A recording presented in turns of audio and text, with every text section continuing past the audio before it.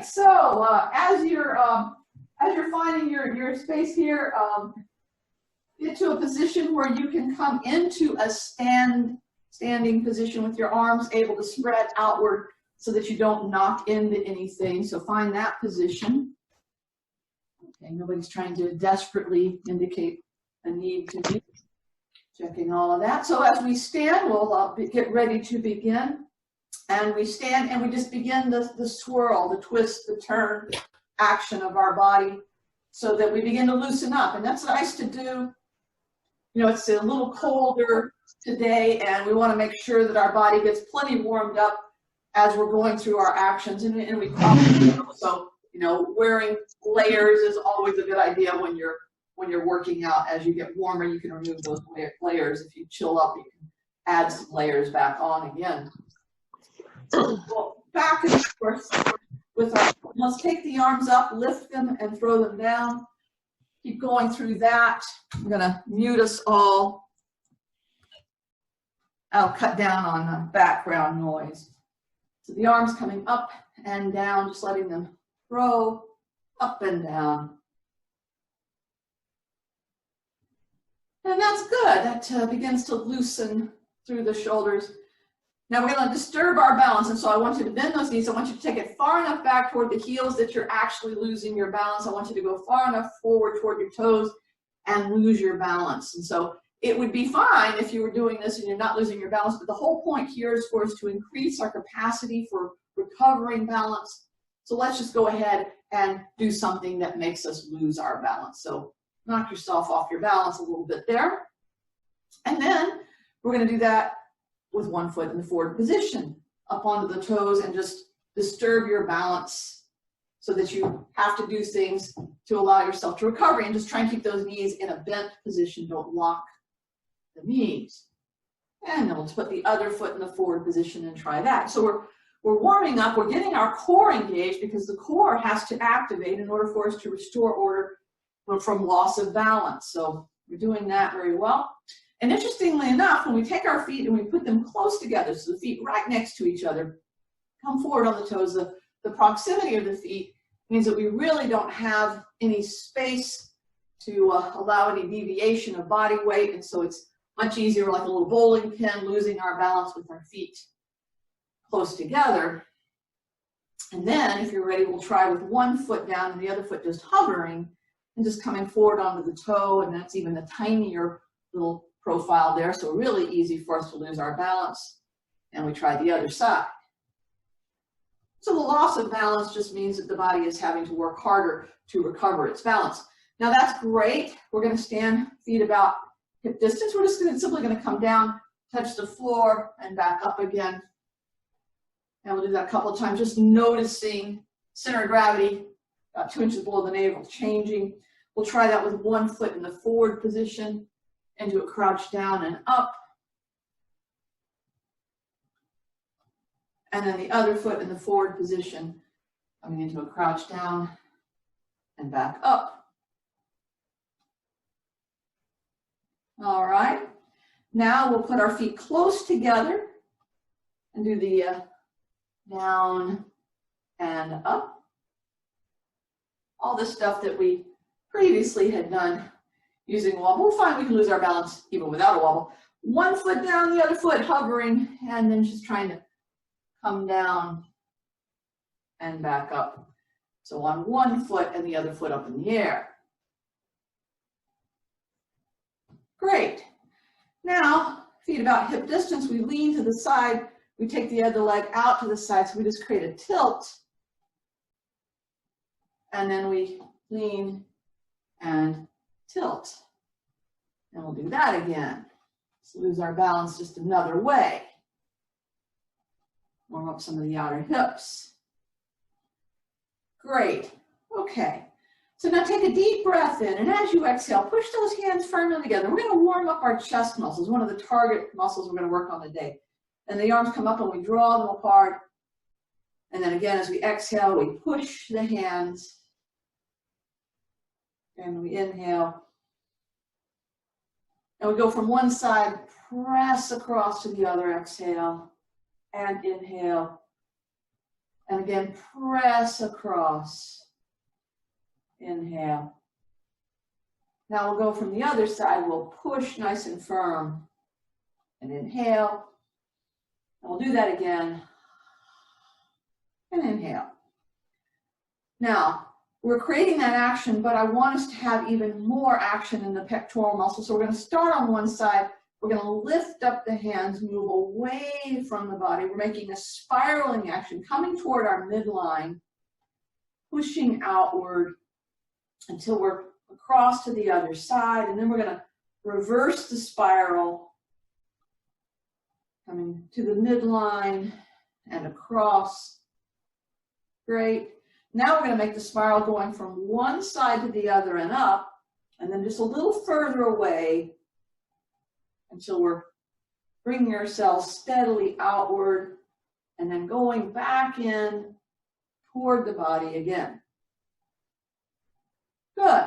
And that's been effectively warming up the chest muscles. And that's one of the things that we often fail to do in a push-up action, is that we do not activate our chest muscles. Instead, we activate outer arm muscles, the deltoids typically, biceps, triceps for sure, and that's going to be active. But what we really want is for that super activator, the pectoral muscle, to get active. And so that's that hands pressing toward the midline. And we're going to use that technique of hands coming toward the midline with a flaring outward. So if I'm just practicing some air actions right now, my hands are coming toward the midline. As my arms move close to me, my elbows flare out, and then as my arms move away, my hands sort of going toward that center. Now, even if my hands aren't moving, I want that action to occur. I want to create this kind of effect. I'm going to demonstrate on the wall, because push-up is our action. We're going to do 10 push-ups. At a wall position, it's pretty simple. I place the hands, instead of at shoulder height, a little below the shoulder height. The fingers slightly turn toward each other. I go toward the wall, the elbows flare out, and then I press the hands toward the midline. Now that's just fine, and that wall action for a push-up is a really good one, especially during a warm-up kind of an activity. But I can also create an action of a push-up that puts me into a twisted position. So I'm going to do that as the first push-up here. I'm going to sit with the feet and the knees wide, and I'm going to let the legs go to my left and come around into a twist so that my hands are behind me. In fact, they're moved fairly far away. I'm going to pull toward the fingertips, floating downward, elbows flared out, and then I'm going to push my hands towards each other to come back up again. Now, this is a fairly easy on the chest and arm muscles, because I'm getting a full range of motion. The pressure of my hands coming toward the midline and straighten the elbows is what pushes me up. And so we pull toward the fingers to come down, and we push to come back up again. We're rolling over the hip. One side of us is working a little harder than the other side. And so in this case, we're to the left. The left side is probably the one that you're going to feel working just a little bit harder. And so the twisted push-up is a great action. It blocks the need for us to stabilize the core as much as some other push-ups. And then we can do one side at a time. So both sides are active, but one side's more active than the other. And so when we've done that, we'll come around. Let's turn so you can see me. Our feet are wide, we're elongated, the legs are falling over. We're on our right hip. We're taking the hands around toward the right. We move the hands pretty far away. So we pull toward the fingers, the elbows flare out. We push our hands toward each other, and we come back up again. So there's that pulling to come down, and then this palm pressing toward each other, which engages the pectorals. And so the twisted push-up is a great way to teach the body the technique of pressing the hands toward the midline, because there's a little less activity. So back and forth we go. And one side could fatigue more than another side. In this, because we are working one side harder, we're probably going to feel the fatigue on one side more than the other. And as well, one arm might find this to be a little bit more onerous than the other. And there we go. So whichever, if we did it at the wall or if we did the twisting version, we got our chest muscles activated. And so that's really good. And our next target is going to be the back of our leg, the hamstring area. And so I'm taking my socks off right now so I have a good firm grip on the mat. because I want to stand now. We're going to be standing where our feet are very wide, and this is called a good morning, and it's a great action for activating the hamstring, the back of the leg. So our active point will be from the seat muscle down to behind the knee. And I'm going to be standing with the feet relatively wide, and I'll turn sideways so you can see the action, my feet relatively wide apart. But I'm going to cross my arms like so, and the action is in the legs. So I'm going to push my hips backward and bend with my back staying long until I feel some stretch in the hamstring. I'm not rounding my back up. I'm not trying to get very far down, but I'm going to push my heels outward and push my hips beneath me and lift up. And I even push the pelvis forward just a little bit more. So the action is done through the legs. Don't let your back round and don't hoist your back up again. This is done at the hips. So pushing hips backward and then tipping forward. Press the heels out away from each other. Push your hips underneath you. So you want to feel the back of the leg stretching as you go down. So don't feel it in your back. Feel it in the back of your leg. Push the heels outward and press on those heels. Don't come on your toes. Stay on your heels. The pelvis moves toward the front, but the weight stays on the heels.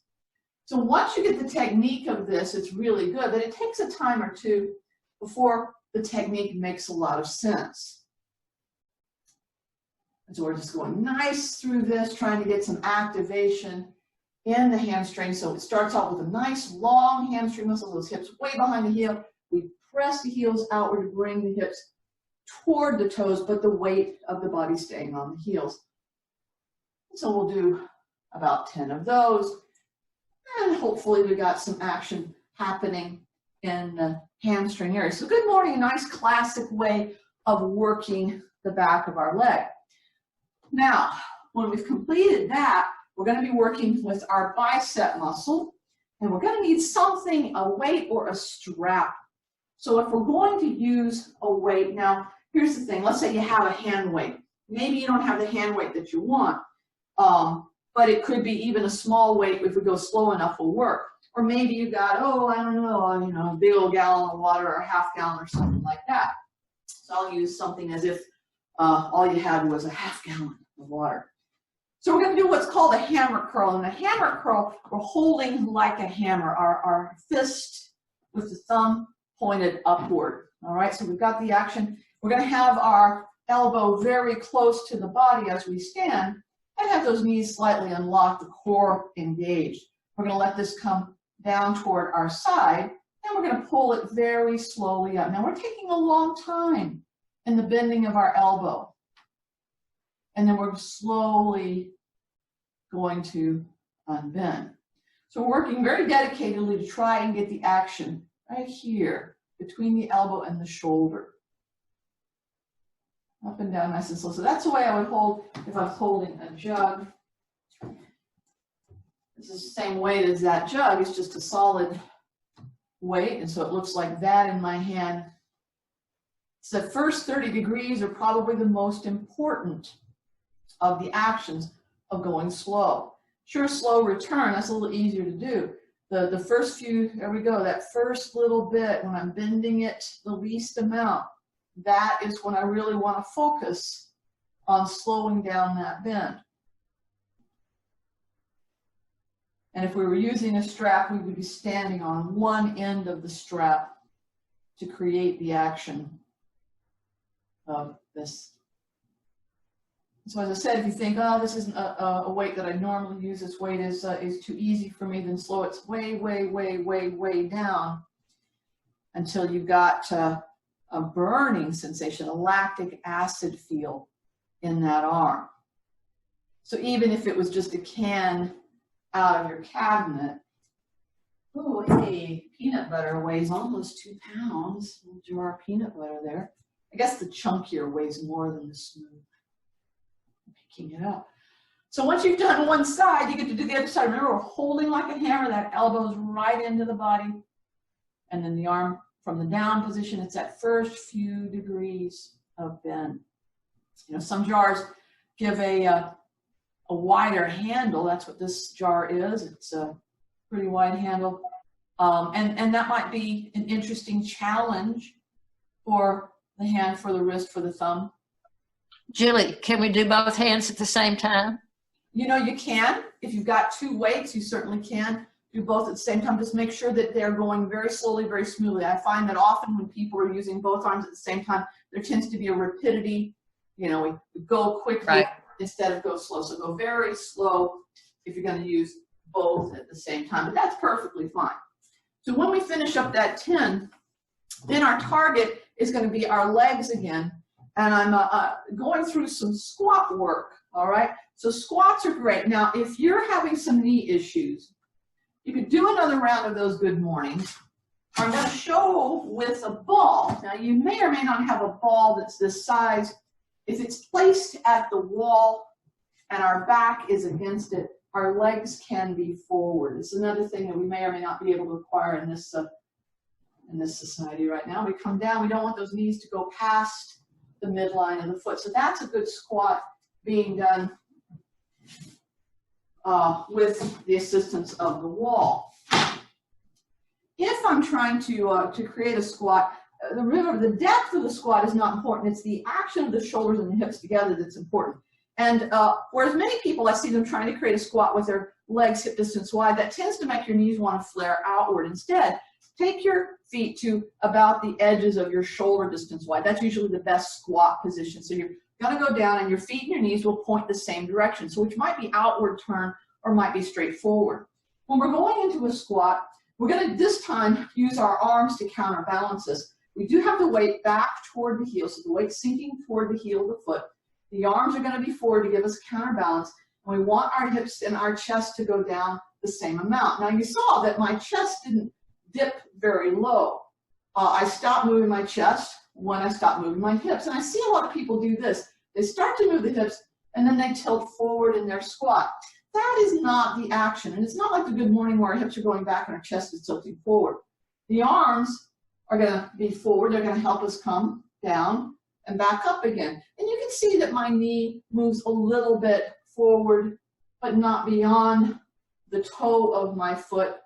And that's what might make it a bit of an irritant for knee issues. I'll turn sideways so you can see it as well. So I'm trying to create a situation where my chest is mostly uplifted. I'm sort of beaming forward through the center of the chest coming down. And you know, this squat, if I went down just a little bit and just held for a moment and came back up again, that would be a squat that we could do if we didn't have a very deep squat at this point. So we can come down just very lightly with the action. You don't have to go very deep, and don't try and get deeper by bending your upper body forward. You want the shoulders and the hips to travel down the same amount. And so that's an all over, both front and back of the legs will be worked with that action. And so that's a good one as well. And it gets us into a bit of a nice warm-up action too. When you've done about 10 of those squats, then we're going to be working our rectus abdominis. This is a muscle that comes from the rib cage to the pubic bone line, and it's divided in the middle where the navel is by a line of fiber. And so there's two sides of it, and they make also some little divisions here. And we tossed all the lovely insulation off the front of our body, we'd see all these lovely 6 and 8 packs that we have. I'm going to show you the wall version of this because the other version has us down on the floor, and I want to show you what would be reasonable if you had some knee or shoulder issues. We would put our elbows at the wall at about the height of the shoulder. We stand right over the feet, so don't stand back. Stand right over the feet if you're going to be at the wall. And then pull your chest upward and lean your pelvis forward, lifting the chin. Take a deep breath in, and then as you exhale, look forward, bend your knees, and round your back, making a crunch. So you've got a nice little C shape of your back, a nice little crunch action. And we're going to duplicate that action on the floor. It's going to look a lot like the posture that we were in when we were at the wall. So coming down onto the floor, I rest my forearms down, and I have my arms exactly shoulder distance wide. That helps prevent tension in the neck and shoulders. I'm going to broaden the back of the shoulders, pulling the shoulder blades toward the hips a bit. I'm going to look down with an exhale, pressing the knees. I'm just going to crunch the ribs toward the navel, and that's going to get the top part of the rectus abdominis. And then we slowly come out of the crunch, we stretch again, and then we look down, broad shoulders, we create this little bit of a crunch. So you can see there's not a lot of lifting up that's happening. I am trying to make the rib cage move toward the navel. I want to avoid turning this into something that I'm just, pulling my hips backward. That's not the action. That's a different muscle group than hip flexor. This, I'm just trying to round the upper part of my back. And it's quite possible it'll be a little tiresome. I feel a stretch when I'm coming forward at the wall as well. I felt a stretch. And here we feel the focus of the attention, the action right here in the front. And that's probably the key way to know that you're doing this action, is that you've got a feeling of a sensation of contraction right here, especially that space above the navel line would be the most likely part of the target of activity of the rectus abdominis when we're doing this particular type of crunch. And then when we've done that action, when you finish out your 10, I will ring the bell. All right, the little joke bell that lets us know we have finished round 1 and we're heading now into our second round. So in the second round, we start over again. Now, the important thing is that we always work at a level that is appropriate for our ability. It's what we can control the best and to do the best alignment and still experience some fatigue. That's what we're after. So if wall push-up is best for you because of whatever reason, wrist or elbow or shoulder or something going on, then we started hands a little lower than shoulder level. That doesn't change, but you can step back a little further and press your hands toward each other and then flare those elbows out. And the further back you are, the more intense it'll be. Press the hands toward each other, and that really engages. And in fact, the wall work is a very nice, very stable and focused way to get action in the chest. But if we were going to be creating an activity at the floor, now we did that twisted push-up, and we could do that again, but I'm going to show the action where we're doing a kneeling plank. Now, we come out so that our body is nice and flat through the front, the hands separated, shoulder distance or even wider. The elbows are going to flare as we come down, and we're going to push our hands toward each other coming upward. Now, one of the things you want to stop doing is as you're coming down, don't lift your hips first and then come upward, and don't bend in such a way that your hips stay back. So we want to be in that full plank because that's our core engagement. So we're engaged, belly pulling in, elbows coming out. You might just dip a little bit, or you may be able to go much lower in your action. Don't think that distance to the floor is more important than alignment. Alignment is absolutely essential.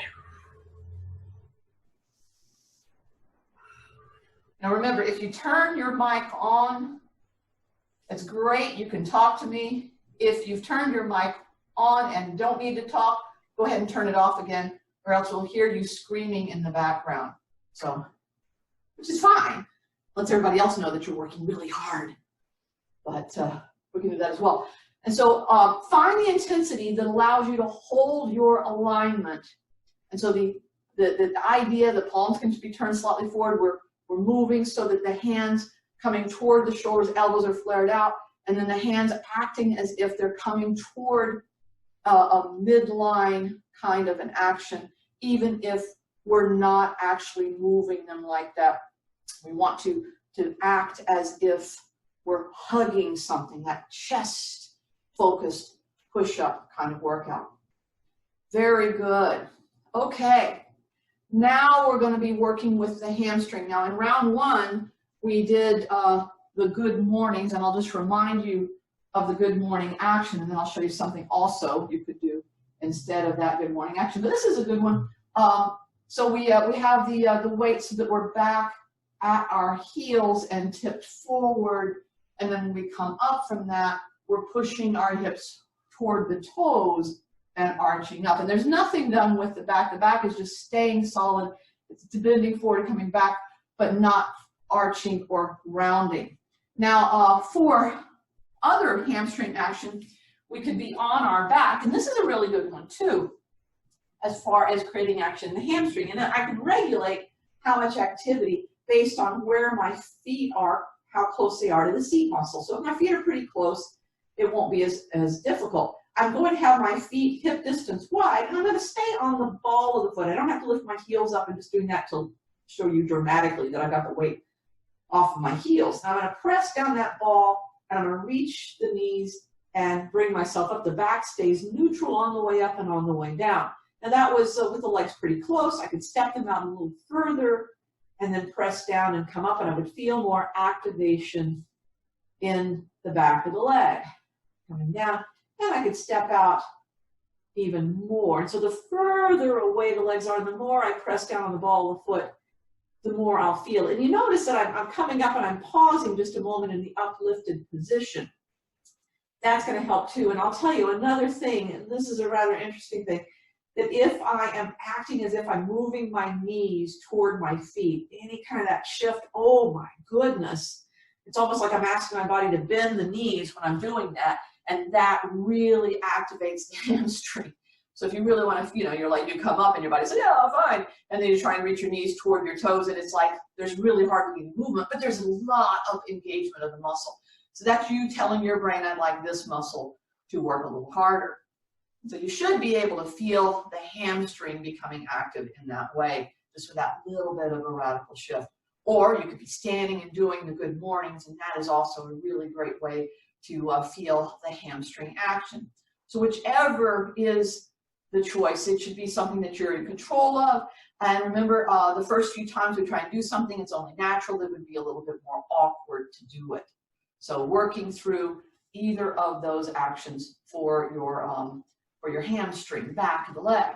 And then once we've done that hamstring and we finish our 10 rounds, we're going to locate our weight again, because we're going to be doing more work with the bicep, the front of the arm here.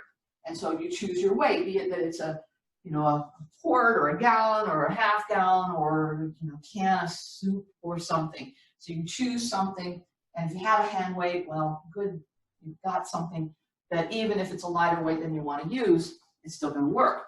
Now, in this action, and I'm showing you with a hand weight because it shows you the action. Before we did this, and we had ourselves in a situation where we were in a hammer position, like we're holding a hammer. Now we're going to be in an upward palm face position, and this is the classic curl action. So if my arm is straight down, this inside of my elbow is facing frontward, and the arm is still going to be right next to my body. And I'm going to slowly bend, and the first few degrees of action are the most crucial. And I don't want to change this. This bar of the weight is going to stay lined up like the bones in my forearm as I come slowly up and then come slowly back down out of that. Now, one side at a time is actually a very good training of the core, because here I am with the weight on one side of my body. And so as I'm coming upward, my core is having to engage in order to allow me, so that I'm not just, leaning over toward the weight. I'm having to stay in the center line with that action. And I'm going really slow, and you should be too. Here's the good news. If your one arm gets overly tired as you're doing these actions, then you can part way through, switch to the other side, do the same number, then come back to that first side. And so that's another way to create the action and truly tire out the muscle. And so especially true if you are working with a very small weight. Slow it way down. We want to exhaust this muscle. And that can be done when we're making a very slow and dedicated and patient work with our body. So slow and steady, and really wear it out. Now, if you're using two weights at the same time, that's perfectly fine. You won't get the additional activation of the core. If you were using one side at a time, it won't take as long, and so that's great if you don't have as much time for your workout. But do try and slow it way, way, way, way, way down. There's an interesting effect when we're doing both arms at the same time. They kind of assist each other, but you may or may not notice the individuality between one side versus the other. One might be doing more work than the other side.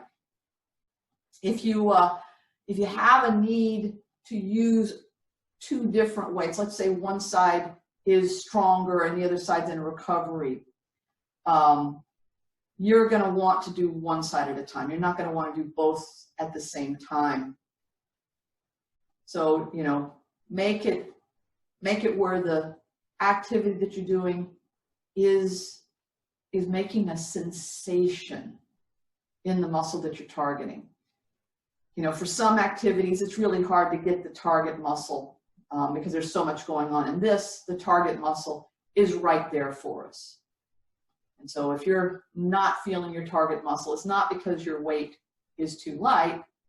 It's because you need to indicate to your body what you want to do. So nice and slow and smooth until that muscle is burning like fire. And if you forget to count, well, you're only on number 2. No, you're not. You're probably close to finished on one side and ready to do the other side. And so you start over again inside of that elbow facing frontward.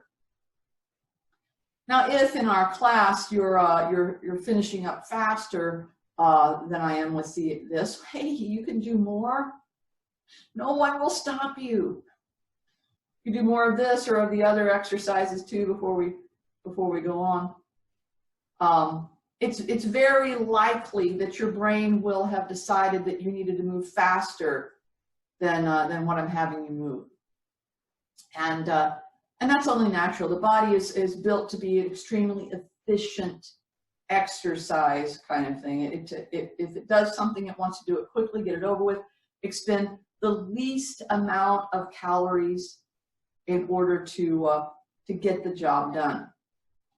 We also typically will work our stronger side first, so we leave the second side as the weaker side. Maybe you're naturally avoiding doing that and deliberately working your stronger side, or maybe you didn't know which one was your stronger side. Sometimes that's very true in a full body activity. And so all this, you'll feel it here. It's not unusual to feel stuff happening within the forearm area too.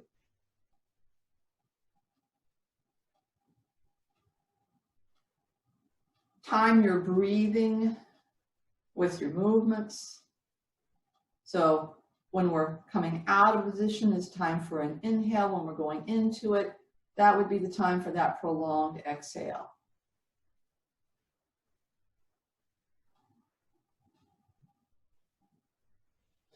That'll slow your breathing rate, but it will also force you into belly breathing in order to breathe for that long period of time. You'll be bringing more oxygen in, and oxygen will get into the tissue that you're working in, prevent you from feeling such an overwhelming amount of fatigue that it stops you in the exercise.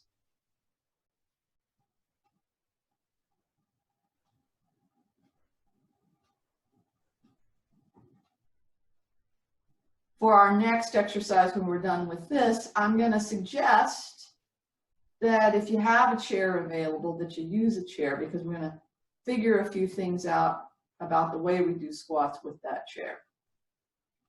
Well, this is taking me forever.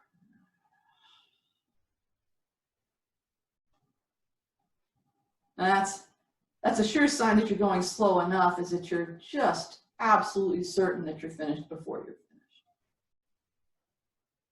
One more to do. I see people moving, and that's good. Y'all are acquiring the chair. A chair without arms would be the best chair. It could be a folding chair. It doesn't have to be a substantial chair, because we're really not even going to sit on it. There we go. What we're going to use the chair for is to give us some feedback. So I'm going to use this chair. And this chair is going to provide me some excellent feedback as to the way that I do the squat and the depth of the squat. Now, if I knew that I did not want to bend my knees very much, if I was having some knee issues, then I could make the chair seat higher by putting a bolster, or a couch cushion works as a great bolster. And I'll show it first with the bolster. Remember though, since our target is a squat, if you wanted to do the wall version, have a ball against the wall, it doesn't have to be a big ball. If you had a small ball, that would work great too. It goes behind the back. Your feet are forward of that. You're coming down into the squat. You just make sure your knees don't shoot past the midline of the foot. You come back up again. That's a noisy ball. All right, so we can do the ball work, or here it is. I'm going to display what we're going to do with the chair. Now, remember that we're standing not with our feet hip distance wide, but to the outer edges of the shoulder so that our knees don't flare outward. And that happens to be approximately the width of my chair legs. So I've got my legs like so. I'm going to use my arms at first to assist me. I've got the weight back at the heels, and I just want to touch with the seat muscle. And remember, we're not dropping the chest down, so once I've touched, I'm not going to lower any further than that. So that would be me doing the action if I needed it to be a much higher seat, and if I wanted to try something a bit lower. And of course, you could have an even lower chair if you wanted. We come into this weight at the heels, and then we come, now we just lightly touch. And so that's just a feedback. And so what I don't want to do is don't want to just sort of fall into the chair and sit completely. That is not the goal in this. What we want to do is just come down to that level with a light touch. So the arms are going to help us by counterbalancing, the weight staying at our heels. If my arms are crossed when I come downward, oh, that's harder. I immediately felt how much more difficult it was and how much my weight was trying to travel forward toward my toes. And if I do something that insists on the back staying in its extended position, like the arms like so, and coming down, well, that's harder yet. So you can choose the intensity, arms forward, the weight of the arm counterbalances the hips going backward. Arms crossed, well, you don't have that weight counterbalancing us. Arms here or straight up in the air like that, insisting that the back stay in an extended position, is yet another version of this. In the chair, as I said, its only function is not to give us a platform to sit on, to give us something that says you went down that low. And so it lets you be accurate. Now, another thing to watch out for when you're going into a squat is the tendency of your knees to sort of go in and out. And so watch out for that. Usually the knees try and go inward, and so you just sort of keep them in an outward drive as you come back and up like that. So working with that will get the legs active. But squats, just like many other things, are an activity that's going to take a while before we get all of the abilities. So many of these things are a skill that we're learning how to do, and a squat is no different. Now, we're going to go back into core work, the rectus abdominis. And this is going to be, again, the using that forearm plank. We're going to take it a little higher, but I remind you that we do have the wall work. So if my arms are at the height of the shoulders, I stand over my feet. I'm going to lean the pelvis to the wall, lifting the chin forward. I'm in the prep position. I look forward, I bend the knees, and I crunch by rounding the back. And I just hold that as a nice crunch. And you can see the back in that rounded position. Now, that duplication, very similar effect at the floor. Now, in part one, we just did where just the upper part of the rectus abdominis was involved. Now we're going to get more fully from the top to the bottom of this rectus abdominis. And we're going to be resting our forearms down. Now, it's good to have the arms as wide as the shoulders, no wider, no narrower. The forearms parallel. And we're pulling forward, and we're going to broaden the back of the chest and pull the shoulders toward the hips a little bit. We'll take a deep breath in, and as we exhale, we look down. Now, the first part we just crunched, but the second part, we bring the hips up so that we're tucking the tailbone under as we're bringing the ribs toward the navel. So it's like we're trying to fit our entire body, ribs and pubic bone, into our navel. So we're pulling forward, broad the back of the chest. We inhale, we look down. As we exhale, we crunch, and we bring the hips up secondary to the crunch, rounding the back at least to some sort of flatness. And you just continue on like that. Be sure that the back of the chest is staying broad, and you're using your breathing technique. And so I'm not trying to just pop my hips up. I can do that, at will with hardly any prep work, because that would be more my hip flexors working for me.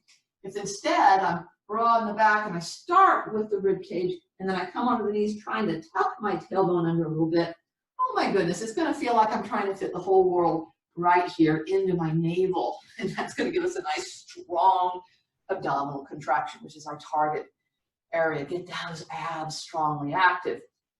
And so that's a good action, a good workout for the rectus abdominis. And of course, doing 10 of those in a row, you might have to pause. It's okay. You can pause, gasp for breath, reset yourself, go for a few more, or say, heck with the floor, I'm going to the wall, and that's a good reason to finish out. So, trying for those last few, because remember, it's the muscles that get tired are the muscles that get trained. Okay, so if we don't tire out a muscle, we're getting a little bit of activity, but we really want to tire it out in order to truly make the most of that muscle. Okay, so that's the end of round 2, and round 2 gets the sheep bell, not goat. So you learn about exercise as well as farm animals. It's a really great workout. All right, so that brings us to the 3rd round. And in our 3rd round, we're going to be focusing on creating more action in those shoulders with push-ups again. And here's the thing, we're working, this is a progressive resistance training, and so it's likely that the next thing I'm going to ask you to do could be more intense than the things before, but you're always welcome to use each of the rounds as maybe that's the only thing that you do with the workout. So if for your push-up action, you still want to be at the wall, or you want to go to the wall when you haven't been there before, it's perfectly fine.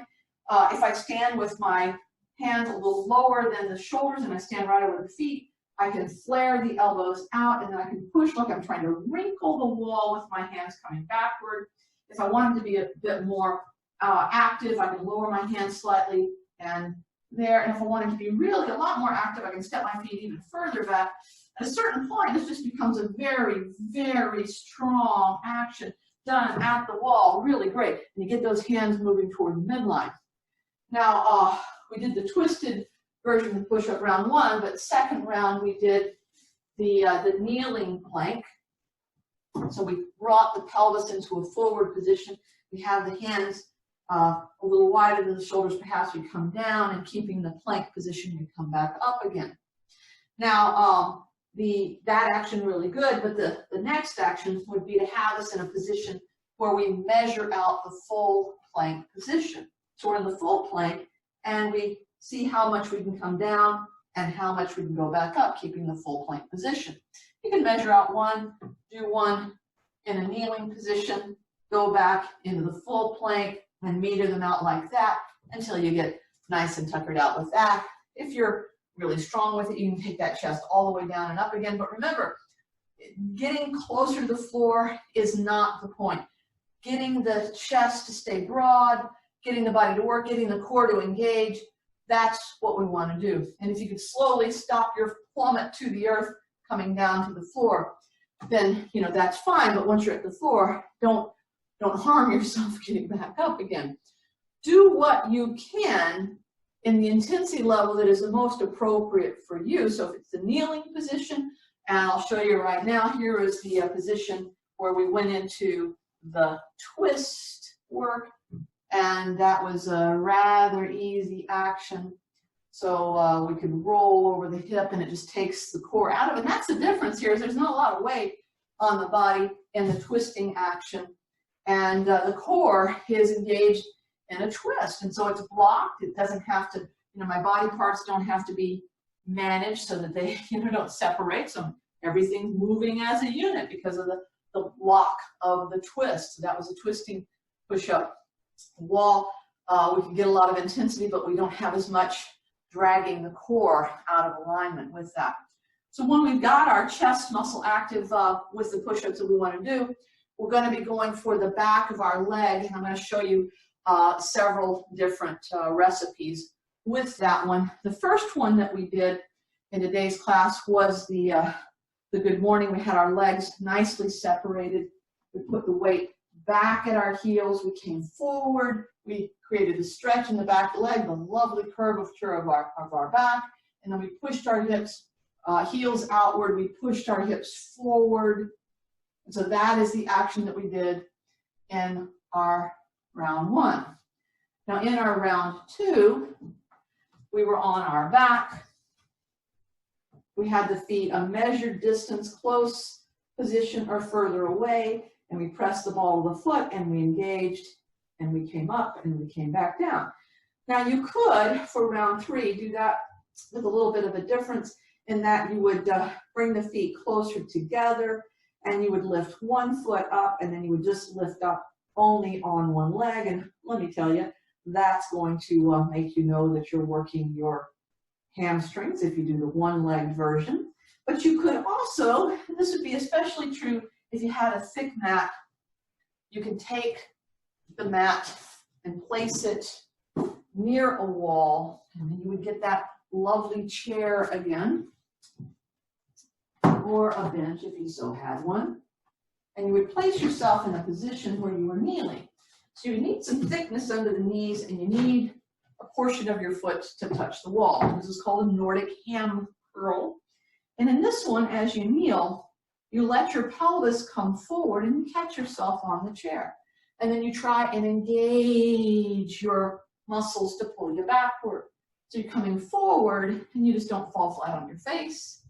And you pull back. No, it is not this kind of an action, because that would not work your hamstrings at all. It works your hip flexors. So you're coming forward and then you're pulling back, and boy, that will make you feel your hamstrings.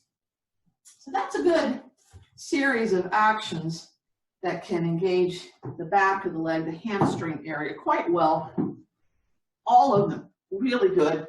And that surface area between the knee and the seat muscle, our target, it's a nice workout whether you do the good morning, or you do the recline, or you do the kneeling Nordic. You get some action in there. And so sort of choose your own adventure. What's going to make it so that you're really working the back of the leg the way that you want.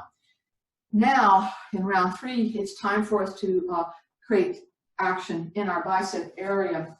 And so we're going to work again with the weight. And I thought what would be nice is if we did sort of a little bit of a medley of action. So we've got the hammer, all right? So we're standing, and so we can go slowly up into our hammer, and then back down again out of the hammer. And then after the hammer, we'll turn our palm up and go into the typical curl, and then back out of the curl. And then after the curl, we'll do what's called the reverse curl. We'll turn our palm down, and that's going to be the one that's going to challenge the forearms pretty strongly. We come up, and then we come back down, and then we start it again. So my recommendation, if you do this, is that we do basically 4 sets of the 3 repetitions, which technically I know that equals 12, but it's okay. It's easier to count to 4, right?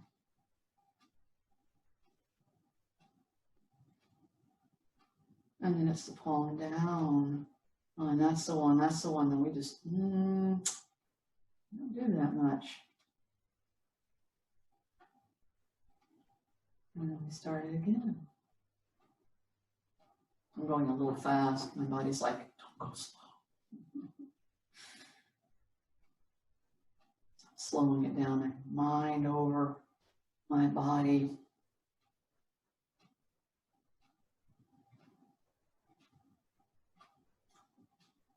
And then we turn that palm down. Oh, my body doesn't want to go slow through this one, that's for sure.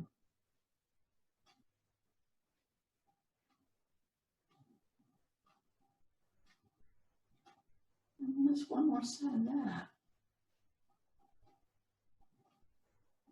So remember, part of our workout is to work with muscles, but part of the workout is to get the mind to engage with the body. Palm up. We're going to find certain things are very specific to us, and there's certain things that really, really, really, really work for us, and other things that kind of don't. And that can change. The stuff that's really, really good for us may eventually, I'm going to palm down, will become something that we are so good at, we no longer react to. And the things that are difficult to do become something that we acquire skill with, and we become better at it. We can transfer to the other side. And so we got 3 pieces of it. So the hammer, and I'm holding a hammer, coming slowly.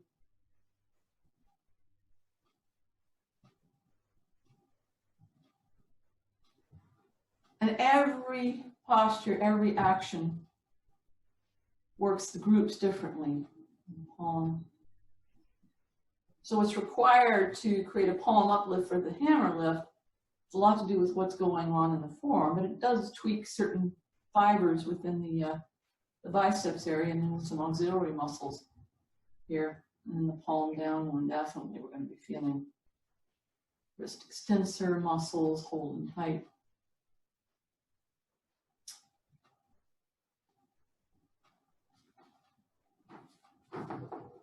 And so core up, get that core engaged. Make that a part of the exercise that you're doing. Stand with some firmness, stand with those knees ruggedly bent, steely-eyed gaze.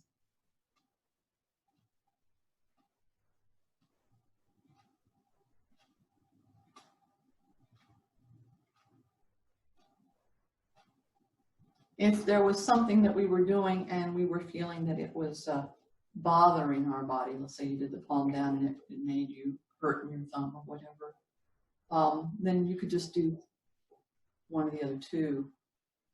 So don't think that that everything we're doing, that we have to do it. If it's bothering your body, modify, adapt, whatever you want.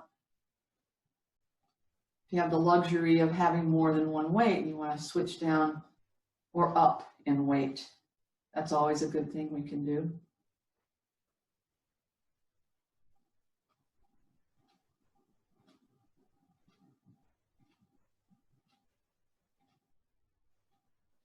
And so good exercise takes some time.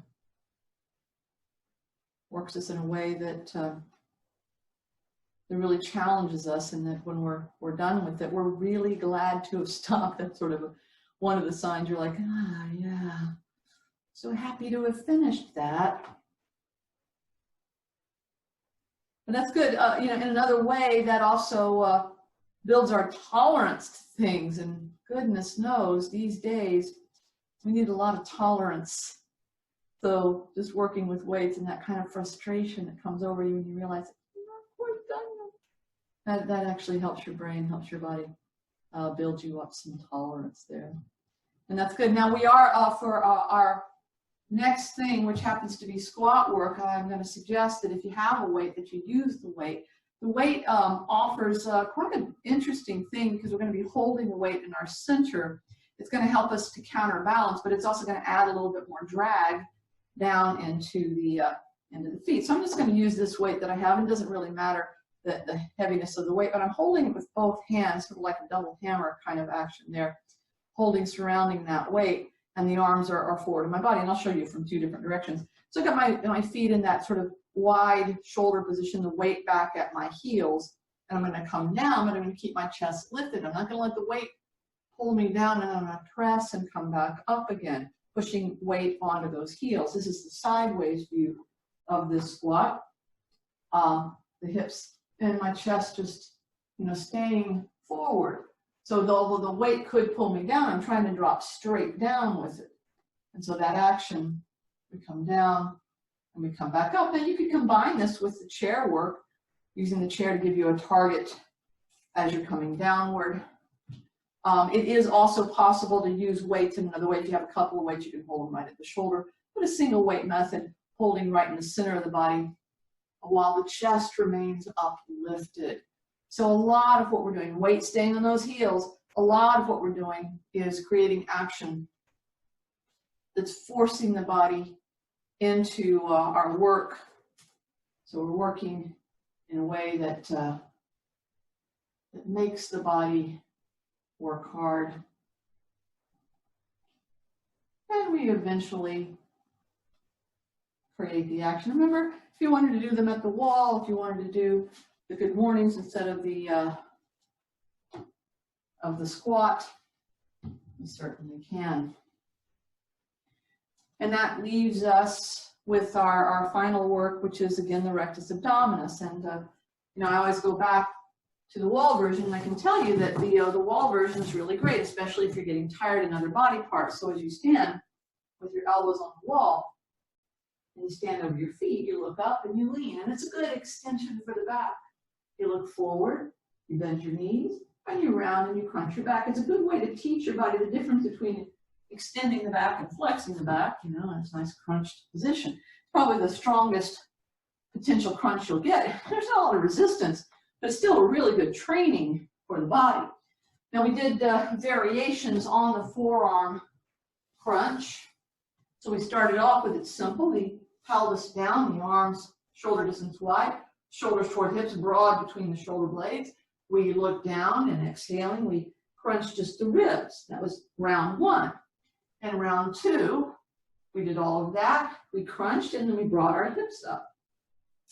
And then round 3, we look down, we crunch, we bring our hips up, we straighten one leg, the other leg.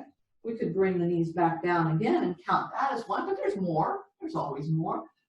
So we create the crunch with the hips up, one leg, the other leg. You can step the leg out and back in. The other leg can go out and back in. Knees come down, hips come down. And that just makes you hold the crunch position for a little bit longer.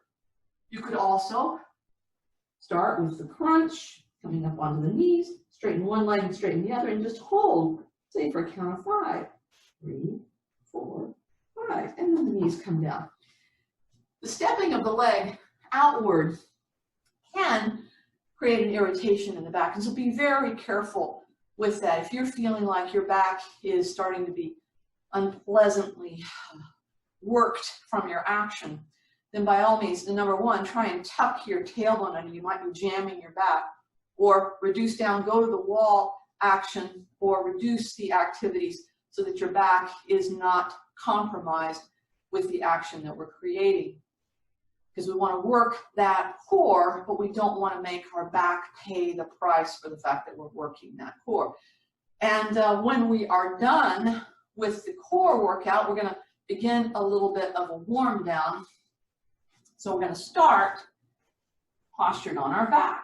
So we're on our back, which is very nice. And we're going to have our arms spread outward, walk the shoulders away from the head a little bit. We're going to keep our feet nice and wide. We're going to rock from one side and then rock toward the other side. Now, if you have a physio ball and you want to place that behind your legs, well, good for you. You got a physio ball. That's awesome.